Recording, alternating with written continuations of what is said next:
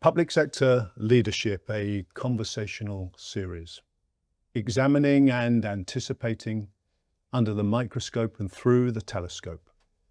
In this expert roundtable, local workforce capacity building.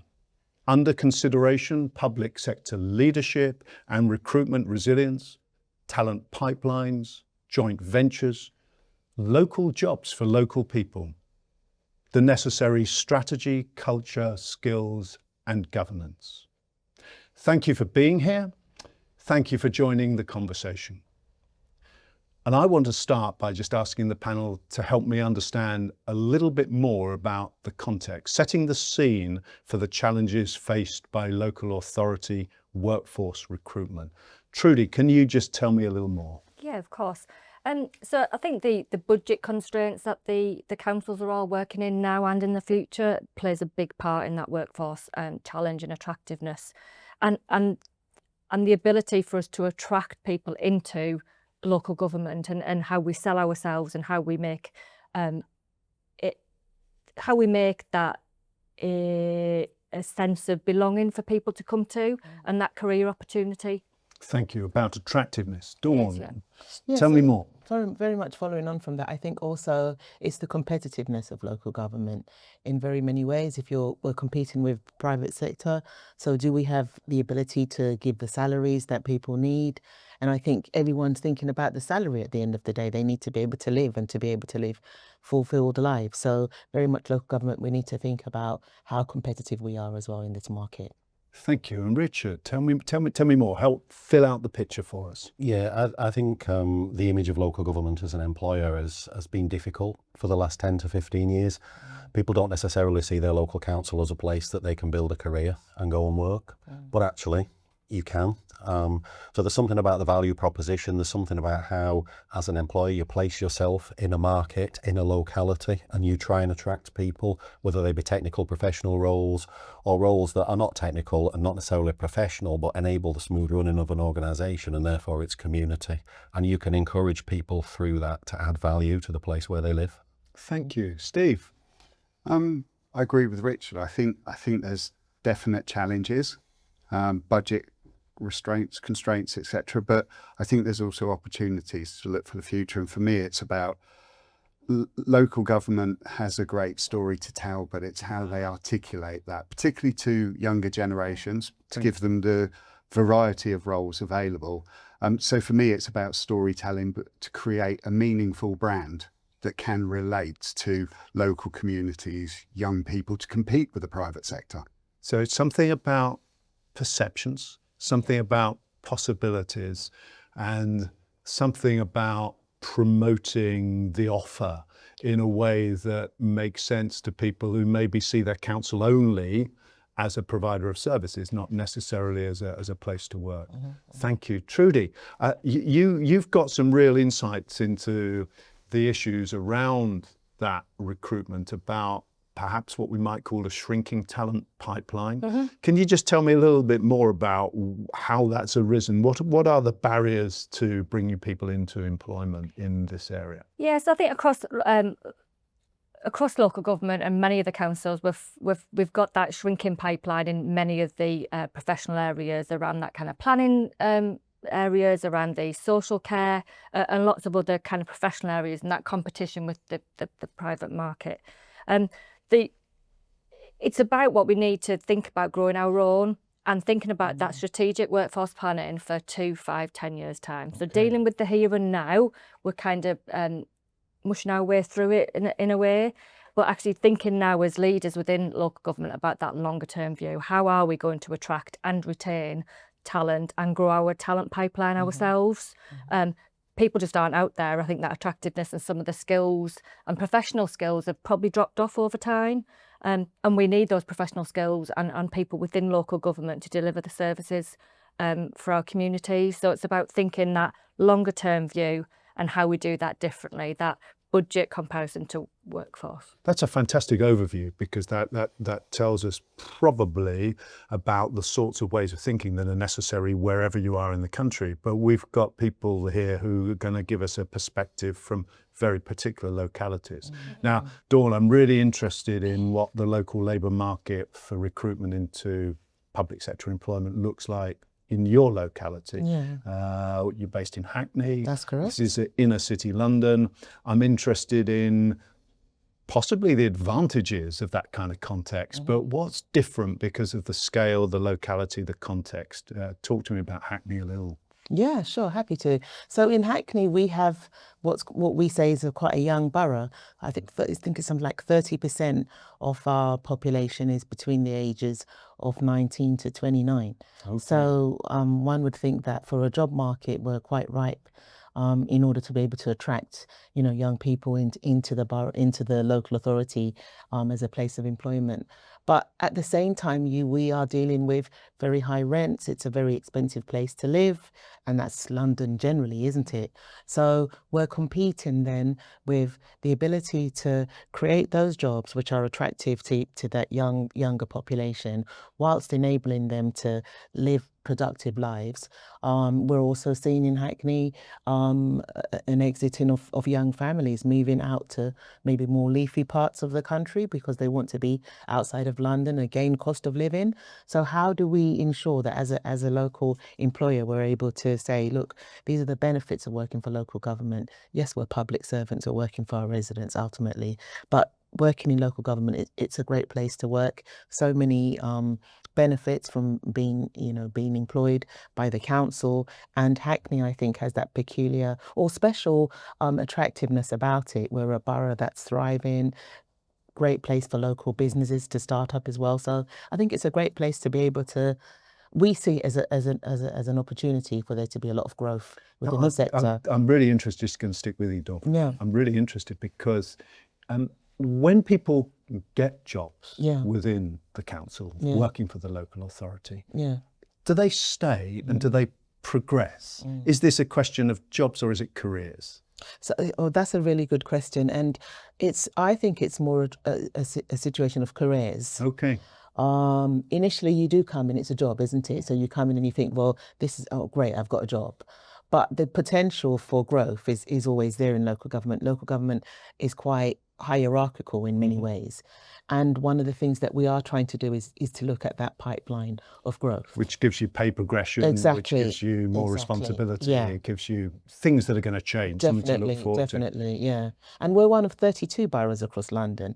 So if you think about the distance of travelling maybe from Hackney out to South London and to Lambeth or one of the other neighbouring boroughs, for a resident or a person who lives in Hackney, the potential for a career in local government is really quite amazing. So you're selling the transferability as well. Yeah. Now, Richard, yours is a different context. We're going from southeast to northwest. There will be things the same, some things different.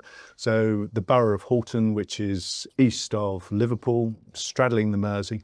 Tell me just a little bit more about that same question. I'm interested in patterns of recruitment and employment, challenges, barriers that you face, and indeed the possibilities on offer there. Yeah, so I think some of the challenges that we've had are probably quite similar to the ones Dawn's described. Okay. So where Halton's situated is within the Liverpool City region. We're one of 6 constituent authorities. Next to that, you've essentially got Greater Manchester, where there are 10 local authorities. There are 3 more in Cheshire, which are also a stone's throw away. We're not far from North Wales, and we do have employees who live in Staffordshire as well. So the transferability question is a really good one. So actually, what we have to do, as well as all of the authorities around us, is try and make ourselves that attractive place to be. And we've done some work in that space, particularly around children's social work in recent years. Okay. So 2 years ago, we were probably running with a 68% agency workforce in children's social care. So only full-time workers, a third of what you need. Yeah. Okay. And by actually spending a lot of time and putting a lot of effort into developing a pathway and talking about some of the things that the Dawn's mentioned there, in terms of you could have a career in social work here. Okay.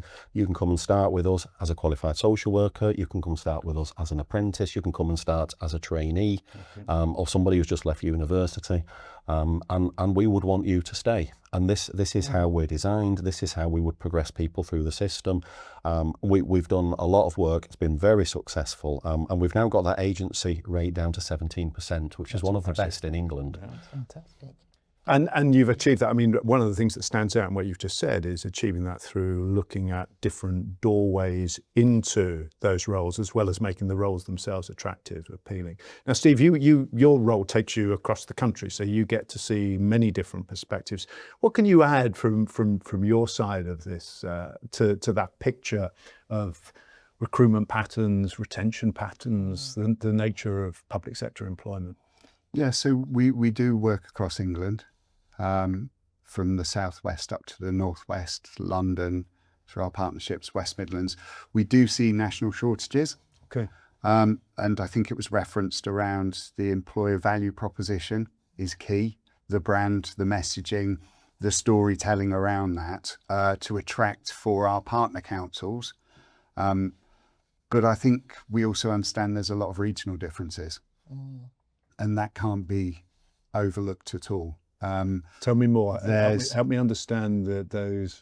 So we work in large conurbations. We also work in leafy counties. Okay. Some of our partnerships are very different. So we go as far down as Dorset, obviously into London. They have similar challenges, but they also have very unique challenges around, even right down to local employment. Who are they competing with? Is there a large private sector presence there? Okay. Down to even one organisation in a territory that will be attractive. So how do we make everything around locality, and what's the messaging around that? They will have particular skill shortages in different councils. Some will be very good at attracting young people. Some will have challenges around it. So it's about adapting through our joint ventures, that EVP, the employee value proposition, and the branding to suit locally. No, I'm going to not make it a blanket approach. I will come back to you on the joint ventures piece in a moment and make sense of that for people who are following the conversation. But just before we do, I'm interested, Trudy. A lot of what I've just heard suggests that the way forward has got something to do with local jobs for local people. Now, they may be crossing borough boundaries to do that. How do we make sense of that phrase? What does it mean that people in leadership roles within local authorities, what do they need to do differently or understand in order to take forward their work? Once again, that title, local jobs for local people. So at North Yorkshire, this is really relevant. The size of the council from east to west is significant, with a kind of 2-3 hour journey by car. So it's really important that as leaders, we recognise the different recruitment markets from Harrogate to Scarborough to Skipton, and that how we're attracting those individuals and our communities into jobs for the council. So it's really, it's not a one size fits all. So we have to think differently in that attraction piece, and having those locality hubs and being very clear. If you come to work for North Yorkshire, it could be based over at Skipton or at Scarborough. And there's different recruitment markets and different challenges for those individuals in that. I think what we've picked up as well, that career piece as well in it. So yes, you can start off with the job, but actually you can go further. And we have got that size and scale to be able to develop staff across a wide range of jobs and careers, as well as localities. So you don't need to leave home. And then it links in with bus routes, public transport, and how we sell the whole package around that for individuals coming into local jobs for local people, and what that means. Thank you. Now, I don't think, Dawn, it takes 3 hours to get from one side of Hackney to the other, although sometimes I guess it probably might. But you have a different context, yeah. but I'm still interested in that same question about Yeah. local jobs for local people and how bold, ambitious leadership might be able to make some real differences. Have you done things? Have you seen things happening in that way in Hackney? Yeah, so we have. So over the last 10 years, Hackney has had a policy of insourcing. So that means our waste is, we have our waste company, which is insourced. So street cleaning, rubbish collection, all of that is insourced. So we employ our workforce. The same within social care as well. So housing with care, carers for local people. Again, it's all insourced, which means that we, in many ways, we have the burden of an extra cost of carrying that workforce, but at the same time we're able to say you're not going to be working for the council. So as Richard said, it's about the add-ons that we have. You're now entitled to be in the local government pension scheme. All of these individual bits that we can offer, as it were, are good for the local population because they then see the council as becoming a place that will give them some job stability. So you might have some economic or budget arguments around that. You might have some principled, small p political arguments about it. But it sounds to me like you're saying that cost benefit wise, this is a way forward, not necessarily the way forward, but a way forward for some local authorities. Yeah, definitely. I think it's absolutely right. It is a way forward. It's not going to be for everyone because there are going to be the budgetary constraints, which will mean that you're unable to do so. But I think for us it's worked because what we can see is that we've, very much like Richard, we're able to manage our agency spend in a way which helps the local authority, although we still do have a high number of agency. But then that's because of the workforce. So with a lot of manual jobs, you might be carrying a high number of injuries or sick because of the physicality of the job that people are undertaking. But we're still able to manage that within a local context, which is very positive for us. So what we're seeing there is something that's contextually sensitive, responsive to the local situation, but which is saying, hold on a minute, there are things that we can do that make a difference in terms of our recruitment and retention patterns. And it's worth pulling those levers. Now, Richard, similar situation in Halton or something quite different? Some similarities, I would say. But I think in terms of that engagement, it's that's key. And Halton has insourced services over recent years, leisure being an example, for very similar reasons to the ones Dawn's outlined. And we've got people who work in that service who value now being part of the local authority rather than working for a private company.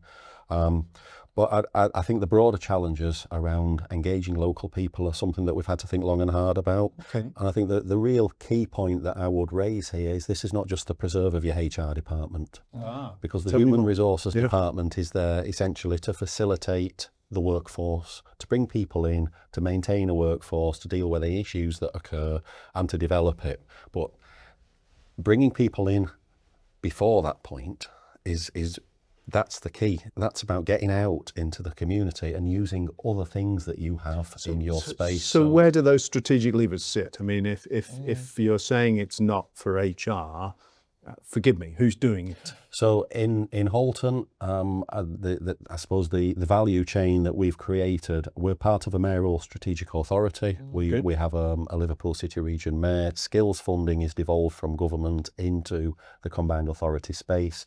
So some of that skills funding gets then devolved to the council. And what we can do is use that to externally fund a service which has been long established in the council but has been enhanced recently. It's called Halton People into Jobs. And essentially they are employees of the council on an externally funded basis who essentially get into the community. So they can talk to HR colleagues, they can talk to service leads, and they can go to the community. I think the key thing here is you've got to take your offer to the local community. You can't wait for the local community to come to you. And we've done that with some elements of success. They're not large numbers. We've not done this at scale, but we have got people working in the local authority now in a whole range of services who have maybe engaged with Halton people into jobs in the first instance, and then they've been shown a video which has been maybe somebody who works in one of our care services or one of our social work apprentices who lives in Halton, who's talking about their experience of joining the council and what it's like to work, and on a day-to-day basis interact with the residents within the borough, and it's a pull. But I think historically the HR department of a local authority would have just waited for the person to come to them, then start that engagement, and then look at that onboarding. And I think the whole sector's got this, and everybody's moving into a slightly different space. And I would imagine that what you're describing is a situation where if you look at your account sheets in a fragmented way, you might fret over this and want to reduce this, but actually the money that is being spent on the People into Jobs programme is part of the reduction in your agency costs and giving you greater stability in your workforce, which reduces perhaps some of the HR demands. So that there's the buildings of a virtuous circle here. Yes, yeah, absolutely. And it's about joining things up. And I think you used the word levers. It's levers. You've got 2 or 3 or 4 different levers you can pull, either all at the same time or individually, to try and create a different result. Thank you, Richard. Yeah, and just building on that, I think there is a lot of tools that need to go out there, isn't it? And I'm just thinking we rely a lot on our own staff to go and sell that message and sell how good it is to work for the council. So that making sure that you look after your current staff base and retain them, and they're a good kind of mouthpiece to go out there and attract family and friends, etc. So it is not necessarily waiting for people to come forward. There's lots of tools that we need to engage and use, and not just rely upon one, isn't it? It's that multi-faceted approach to it. Thank you, Trudy. Now, Steve, earlier you mentioned this phrase joint ventures, and I promised you I'd come back to you. I'm interested in what you mean by that and how it's relevant to this particular conversation. Okay, so just unpack that for us a little, if you would. Yeah, so Commercial Services Group have had the managed service for agency staff in Kent since 2003. And over the last 6 years, we've been working with a number of local authorities to create public-to-public owned joint venture companies. They're all standalone joint ventures. So we are just going through the process of launching our 10th joint venture now. Okay. We work across the country. It is about creating a local service. We're very particular about that. The joint venture employs a team of specialist recruitment consultants, which are based in the location of each partner. Very important that they will reach out and work within local communities, very much local jobs for local people, to attract local residents into roles in the council. So this, I guess, has had a transformational impact in a number of places. I've seen some research data, I think it's from Swindon, that showed very significant shifts in the patterns of employment in the authority since the joint venture had begun. Is there more you can tell me about how it has that transformational impact? Yeah, so Swindon, we're just going through the mobilisation at the moment. Okay. But across the existing partnerships, there has been a fundamental change. I spoke earlier about the creation of an employee value proposition, the brand, the storytelling.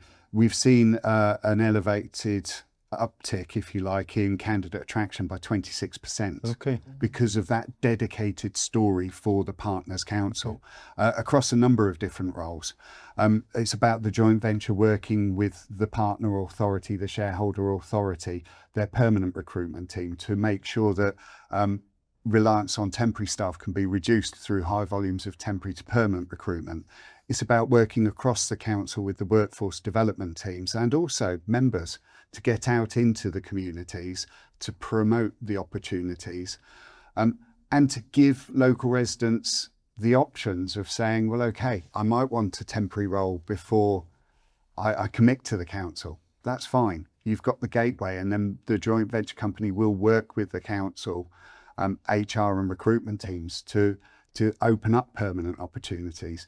Or you might want a permanent role, in which case the joint venture has been really team of will pass candidate details onto the permanent recruitment team. So it's kind of a dual approach, working in harmony.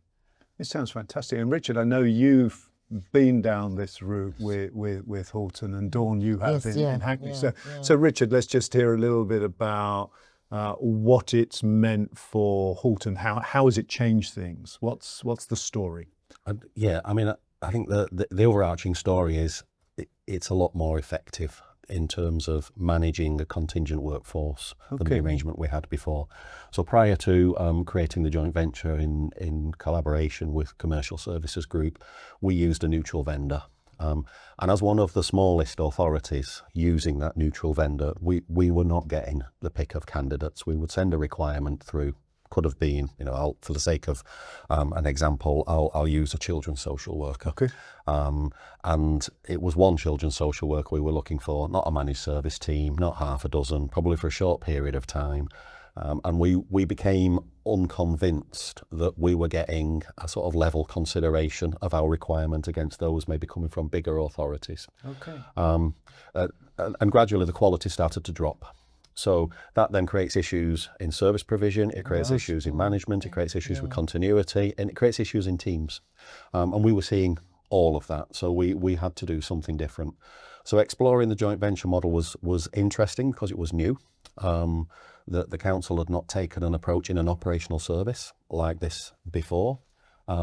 But my view as a public sector leader is sometimes novel is good because it refocuses people, it gives them something new and different to look at. So bringing it forward, it had its challenges. There were some sort of issues around what is it? Politically, was it outsourcing? Well, no, it's not, because as Steve has explained, it's something that sits alongside and almost within your own organisation. So it's not a functioning part of the council's established structure, but it's as close as you can get to it, with a very significant interest on the council's part, because essentially you half own it. So you've got that influence about strategy and direction.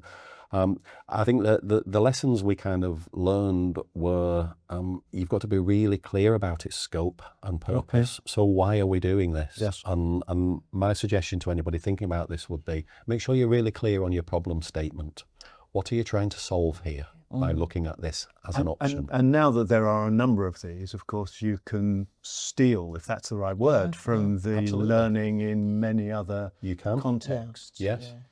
Now, Dawn, you've also been involved with a joint venture arrangement. We already know something about your context, but I'm just wondering about what it's meant for Hackney, how that's worked for you in terms of bringing about some of those benefits you've already described. Yeah, so we have Connect to Hackney, which is really good. That's our strapline, and that's the name of our that's the title we've given to our joint venture, as it were. And so this July will be a year that we've been on this journey. But I think what it has given us is a sense of independence, that we feel more in control of our agency and of our recruitment within that context, and the fact that we are now actively pursuing our local residents, and the job market is all about our locality, whereas before it was far and wide.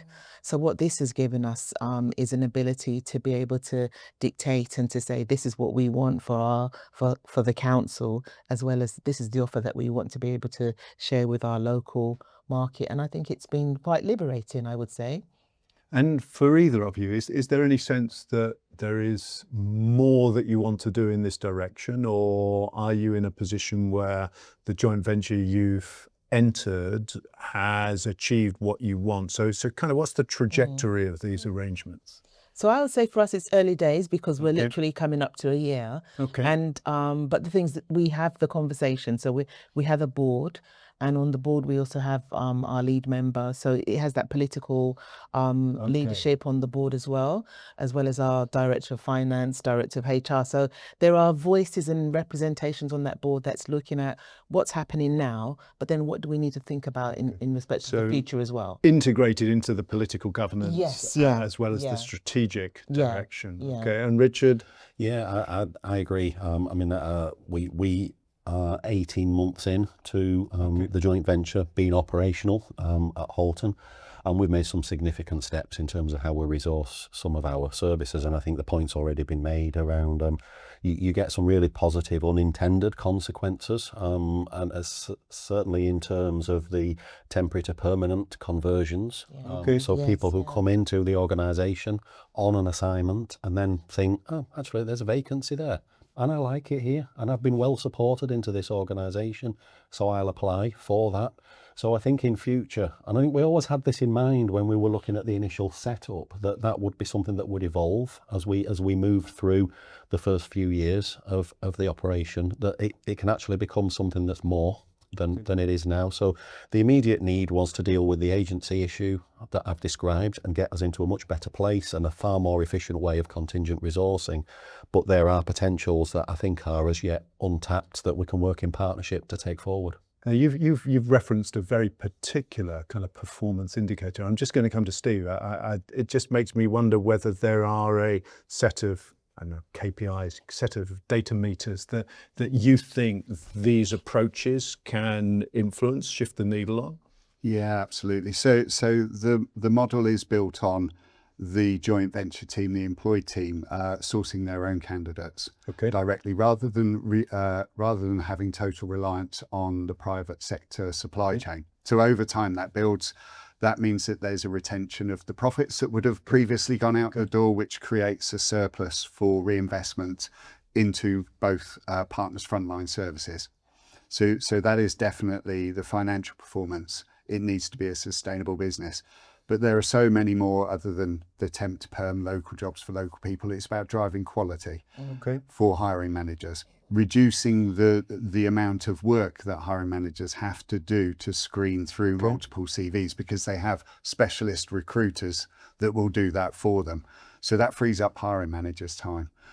The choice through more candidate footfall drives better decision making. So hiring managers aren't reliant on taking a person, they have more choice to be able to take the right person. And then it's working, like I said, within local communities, schools, universities, working with the third sector to promote roles into the council. So some of this is qualitative, some of it is feel, but actually there are some very strong quantitative measures that you can associate with it to see those benefits. And in fact, if you're not involved in an approach like that, it would make sense in public sector leadership to be looking at those metrics and asking how you're going to shift them, whether it's this approach or another one. Yeah, and it won't be for everybody. But we do have key measures in place. So all of the joint ventures have a contract with the partner authority, and that's reported on a monthly basis via the board of directors on the joint venture, so they keep up to date with progress. The joy of the model is it provides complete transparency because the council owns it. So we've heard about some of the metrics that might be used to assess the effectiveness of different approaches, but I'm particularly interested in jumping back to an earlier part of the conversation, Trudy, if I may, which is around the recruitment and retention of young people into public sector, public service employment, working for the local authority. What can we do to begin to shift that particular needle? Yeah. So the young people are the future of local government and that future workforce, and we really need to get a grip of that now and think about our recruitment and attraction practices around that. That being able to apply on the go. A younger person doesn't want to sit in front of a laptop and fill out a 10-page application form and submit a traditional CV. They want to be able to do it on their mobile, on the go, see a job, go, I want to apply.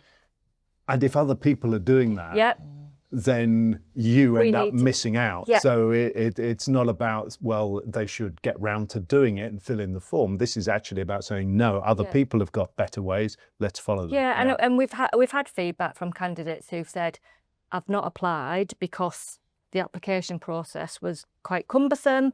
I don't have a CV. I just want to click and send a video and that type of thing. So I think it's just moving with the times around that social media and accessibility. So I think you've got to really embrace that now and think about how that develops, especially around the kind of AI tech and all that kind of technology. And adapting presumably to roles as well. Yes. So different posts would have different approaches. Definitely, and that one size fits all just doesn't work anymore, and we've got to think differently now about that. The younger people are still wanting that flexibility. So what we have got going for us in local government is around some of that flexibility. The pay isn't there necessarily, but that work-life balance, and that's really important to younger people coming into the workplace. They value their time with their social circle, with their friends. Also, a lot of the feedback we're getting from our younger people in the workforce is that trust and that family sense as well, and friendship within the workplace. So really building upon some of that, and that we've also said about that social value, so they're giving something back. So that's really important, and we really need to embrace some of them issues now to attract and retain for the future and moving forward. So I think we've just got to get on with it and make a difference now for the future. Thank you, Trudy. I'm just wondering, Hackney, Halton, are there any other gems of wisdom around that particular piece of recruiting, drawing in people under the age of 25, I guess? Yeah, I think so. I see that we have a lot more posts on LinkedIn. So, hiring managers will be saying, come and work for Hackney. This is the benefit. These are the great things that are happening in Hackney. And I can see that as being as something that's attracting a lot of young people into the organisation. We have a Hackney WhatsApp. I'm sure other local authorities have it as well, but we've got a WhatsApp page as well. So, we're posting roles on there, and it's just how we become more visible. Very much. How are we actually inserting ourselves into those spaces where young people are looking? Do we need to be on TikTok even? And behind that, Dawn, I sense a deep belief in the fact that actually this is something worth doing definitely. in a context and with a pattern of employment and terms and conditions of employment that are really worth having. Yes, most definitely. So you've got something good, a really strong message. Richard? Yeah, I echo all of that. And this is made up of little bits of different things. This is not a one size fits all single solution. So thinking about a couple of areas in Halton where we've used the Connect to Halton model, the joint venture. We've used Halton People into Jobs. We've used the LGA graduate programme, for example. And two areas that I would cite where mixing those together has been really successful in creating a more stable and permanent workforce is in our planning service, which is a notoriously difficult service to recruit to, and in our legal service. So thinking about bringing people in, younger people, or people who are in the sort of 30s who want to progress professionally but maybe haven't had the openings, and using those vehicles to do that. So I think it's about putting a range of solutions in place, owning them, making the link between your resourcing team and your HR department, the rest of the council, the joint venture, external parties, and everybody then focusing around the same solution, which is about optimally resourcing your services with skilled people to do a good job for the residents that you're serving. And what we've heard from North Yorkshire, Hackney, Halton, is that those marginal gains can be accumulated in really very different contexts very effectively for worthwhile shifts in that pattern. We're bringing the conversation to a close, and I'm really interested if any of you have a call to action, a must do now, or possibly something that's just to do with changing the way people might be thinking about these issues and their solutions. I think for me, it's how we get our leaders into the right space. So leaders, senior leaders and middle managers, and that culture around that attraction, retention piece is really important. So a bit of that investment now with that level of managers and leaders to think differently, and that change that's needed in order to attract and retain a workforce for the future. Thank you, Trudy.